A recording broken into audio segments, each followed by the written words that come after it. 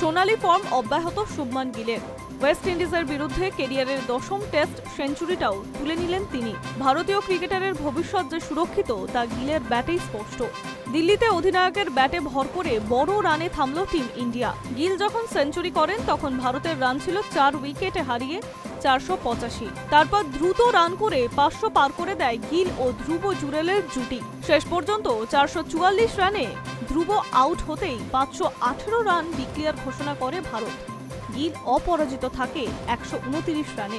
ভারতীয় ক্রিকেটে মহানায়কের আসন কখনো শূন্য থাকবে না। অধিনায়ক কোচিত ইনিংস খেলে সেটা প্রমাণ করে দিলেন গিল। দিল্লির অরুণ জেটলি স্টেডিয়ামে যে জনতারা টেস্টের দ্বিতীয় দিনে উপস্থিত ছিলেন তারা তাড়িয়ে তাড়িয়ে উপভোগ করলেন ভারত অধিনায়কের ইনিংস। দু একটা ব্যানারও চোখে পড়ল গিলের জন্যই নাকি তারা উপস্থিত। একসময় সচিন তেন্ডুলকর, বিরাট কোহলি নিয়েও এরকম উন্মাদনা চোখে পড়ত। গিল সেই জায়গায় পৌঁছতে পারবে কিনা সেটা সময় বলবে, কিন্তু তিনি প্রত্যাশা বাড়িয়ে রাখছেন। অধিনায়ক হিসেবে এটি তার 7ম টেস্ট। খেলেছেন মাত্র 12টি ইনিংস, তার মধ্যে 5টিতে সেঞ্চুরি করল গিল। ইনিংসের নিরিখে তৃতীয় দ্রুততম হিসেবে 5টি সেঞ্চুরি করলেন গিল।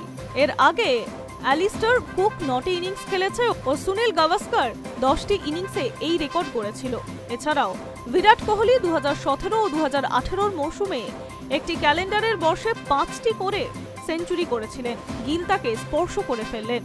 অন্যদিকে ছাপিয়ে গেলেন রোহিত শর্মাকেও। বিশ্ব টেস্ট চ্যাম্পিয়নশিপের ইতিহাসে ভারতীয়দের মধ্যে এখন সবচেয়ে বেশি সেঞ্চুরি গিলেরই। তার 10টি সেঞ্চুরির পর আছেন রোহিত 9, যশস্বী জয়সওয়াল 7, ঋষভ পান্ত 6 ও কেএল রাহুল 6। দিল্লির অরুণ জেটলি স্টেডিয়ামে প্রথম দিনের শেষে ভারতের রান ছিল 2 উইকেটে হারিয়ে 318 রান। রাহুল করেন 38 রান। সাই সুদর্শন ফিরে যান 87 রানে। গিলের সঙ্গে ভুল বুঝাবুঝিতে যশস্বী আউট হন 175 রানে। ডাবল সেঞ্চুরি হাতছাড়া হয় ভারতীয় ওপেনারের। নীতিশ কুমার রেড্ডি 43 রানে আউট হন। কিন্তু গিলের কৃতিত্ব চোখে পড়ার মতো ছিল। Hi News network.